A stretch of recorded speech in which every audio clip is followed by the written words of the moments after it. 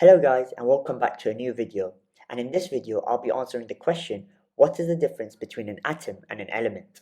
To begin, I've drawn some carbon particles and let's just say they're floating about, and I've drawn the different isotopes of carbon, carbon 12, 13 and 14 that we talked about in the previous video. And each of these particles are very small, they're very small, and each of them have a certain number of protons, a certain number of neutrons and a certain number of electrons floating about the nucleus. Let's take one of these carbon particles and let's take carbon with a mass number of 12 for example. And as we said, it has a certain number of protons, certain number of neutrons and certain number of electrons, and in this case it has 6 protons and 6 neutrons in the nucleus with 6 electrons around the nucleus. And it's these protons, neutrons and electrons that make up an atom, and in this case the 6 protons, 6 neutrons and 6 electrons makes up an atom of carbon 12.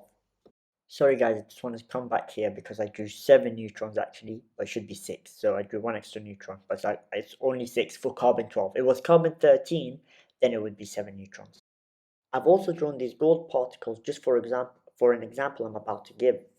And each of these particles have a certain number of protons, certain number of neutrons, and certain number of electrons making up these individual atoms of gold. And it has a mass number of 197 due to the number of protons and neutrons within the nucleus. In addition, these atoms, these individual atoms, have certain chemical properties, and so like it reacts with certain chemicals, but it's also unreactive with other chemicals. And it's these atoms, these individual atoms, that can come together, and they are the building blocks that forms elements, or they come together to form an element, which we're going to come on to next. So an element is a substance in any quantity that is made up of entirely one type of atom. So it's entirely made up of one type of atom, and it's in any quantity. So it doesn't matter if it was 20 grams, 30 grams, 40 grams. It's the most important thing is a substance that is made up of one type of atom. Let's take this picture of gold, and let's say it's pure, so it only contains gold atoms, only Au, no impurities in it. Therefore, so this lump of gold is therefore made up of entirely individual gold atoms Au, as I said. And because of that, because it's a substance in any quantity and it's made up of entirely one type of atoms, gold atoms only, it can be called a gold element or an element of gold, as it is composed of only one type of atoms. And if it had any other atoms within it, like copper or any other atoms within it, then it won't be an element anymore, because it's made up of more than one type of atoms, and it would then be called a mixture or a compound. So just to make sure and quickly recap, so an element is made up of these individual atoms that come together. So this, for example, this lump of gold is made up of those individual gold atoms that I drew previously, coming together, forming this lump of gold that has no other atoms, and therefore this can be considered and called a gold element or an element of gold, while the individual atoms making it up, or the individual particles making it up, are called atoms. I also wanted to add, it's these protons, neutrons, and electrons, so which are called subatomic particles, so they're the particles making up an atom. These protons, neutrons, and electrons come together to form an atom, a single atom, such as a gold atom Au, and it's then these individual gold atoms, or any atom, that come together to form an element, and that element has to be made up of entirely one type of atom. One similarity between them is that the element and the atom can react in the same way. So for example, this lump of gold, this element of gold as we called it now, because it's pure, gold is actually normally unreactive. However, when it does react, it can react in the same, it reacts in the same way as a gold atom, because the gold atom is gold and the gold element is made up of gold atoms, and therefore it's the gold atoms in both cases that's going to react, and therefore they will have the same chemical properties. Now we've distinguished between atoms and elements. However, I want to provide another example that then ties into the periodic table, and the different mass numbers each element has in the periodic table. So let's take copper, for example, and let's say this picture is a lump of copper, although it's actually, I think, sandstone. It's not copper, but let's just say this is copper, and it's pure. So no impurities, only contains copper atoms, and therefore, because it's made of entirely only copper atoms, we can say it's a copper element or an element of copper, and this just backs up what we talked about gold previously. So let's take the copper symbol from the periodic table, which has a mass number of 63.5. I've written 63.546 just for more accuracy because of a calculation I'll do later on. And again, this comes from the periodic table of the elements, and therefore the symbols on the periodic table are elements representing their atoms. So again, looking at the copper symbol from the periodic table, which has a more accurate mass number of 63.546, as I said earlier, you can think of this copper symbol from the periodic table as that lump of copper in the picture, but it represents all the copper atoms in the world. It represents all of them in the world. So like that copper lump from the picture, that represents only the copper atoms within it. So that lump of copper is limited and represents only the copper atoms that makes it up. But the copper symbol in the periodic table, it represents all the copper atoms in the world. So how can I show that the copper symbol in the periodic table represents all the copper atoms that exist in the world? Is if you have a look at the mass number, which is 63.546, straight away we know this can't be an atom. Why? Because an atom has a certain number of protons, certain number of neutrons that we discussed, and a certain number of electrons, as we discussed earlier. It can't have half a proton or half a neutron, giving it a decimal of 0.5 extra mass in the mass number. So therefore we know it's not an atom. And this 0.546 comes about because this mass number is the average of all the copper atoms that exist. So this mass number you see in the periodic table is the average of all the copper atoms that exist in reality. And therefore the copper symbol in the periodic table encompasses all the copper atoms that exist in reality, as I said. Now to calculate this average mass number in the periodic table of copper, first of all we need to take into account all the copper atoms, as I said. So the different isotopes of copper, again, isotopes we discussed in the previous video, we have copper with a mass number of 63, copper with a mass number of 65. The copper with a mass number of 63 is more abundant with 69.2%, sorry, and a more accurate mass number of 62.93. For copper 65 the abundance will be 100 minus 69.2, which is 30.8%, and with a more accurate mass number of 64.93. Alright, so now let's say that 100 atoms of copper exist worldwide. So worldwide there are 100 atoms of copper only. And therefore 69.2% is copper of mass number 63, 62.93 for more accuracy, and 30.8% will be of mass number 64.93.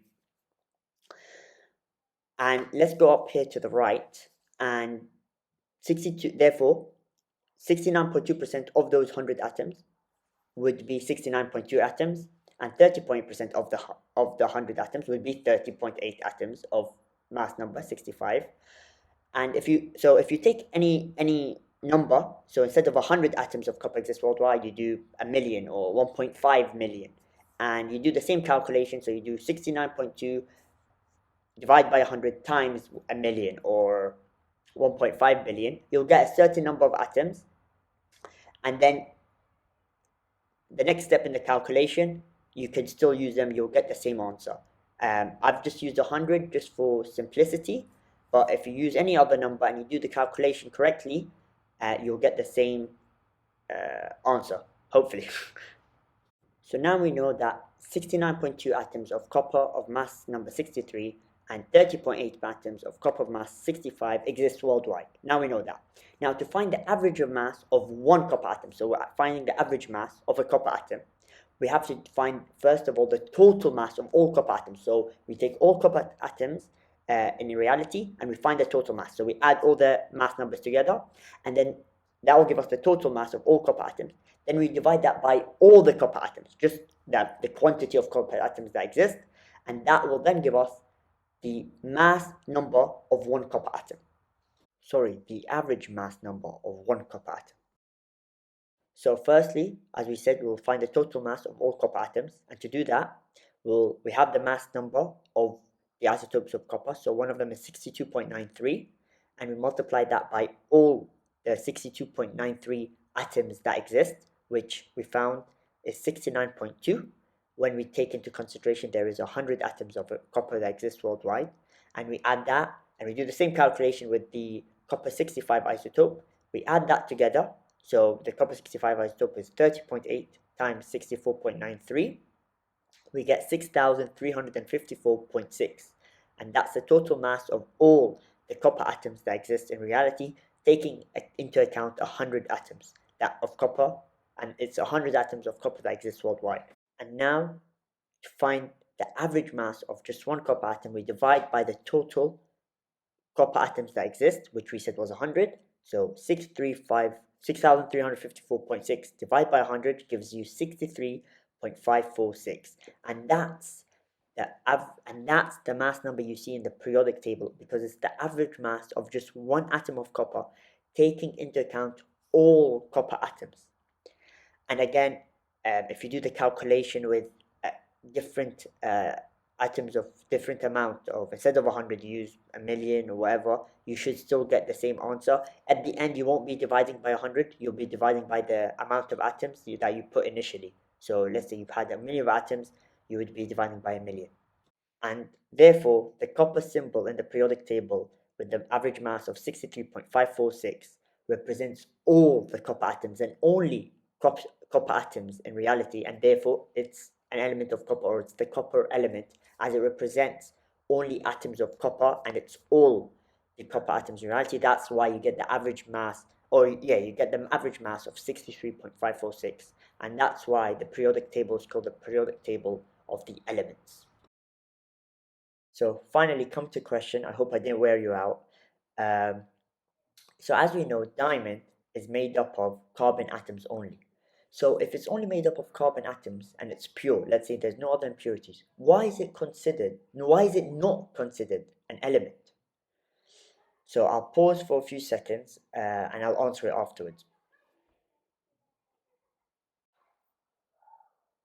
Alright, I've come back. So I've drawn this carbon lump, let's say. It's a carbon lump and it's made up of only carbon atoms, let's say, and taking a deeper look you can see the carbon atoms, and they're attached together, they're bonded together, and therefore because it only contains carbon atoms, no other thing, you can say that is a carbon element, just like the copper, the lump of copper and the lump of gold we saw before, which was a copper element and a gold element, because it was only made up of gold atoms and copper atoms. Therefore, in the same way, this is made up of only carbon atoms put together. Therefore, this is a carbon element.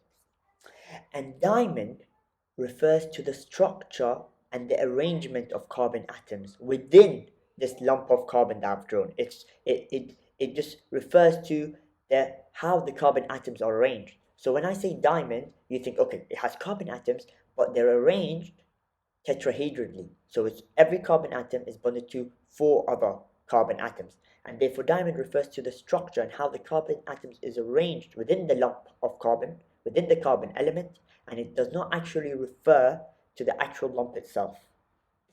When I say diamond does not refer to the actual lump itself, what I mean by that is that the lump of carbon is a carbon element. Thus we've said that.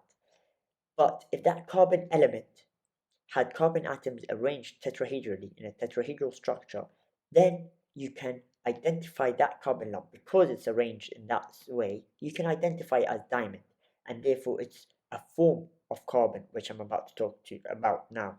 So people think of diamond also as a form of carbon, and there are other different forms of carbon such as graphene and graphite, and I'll distinguish between them right now.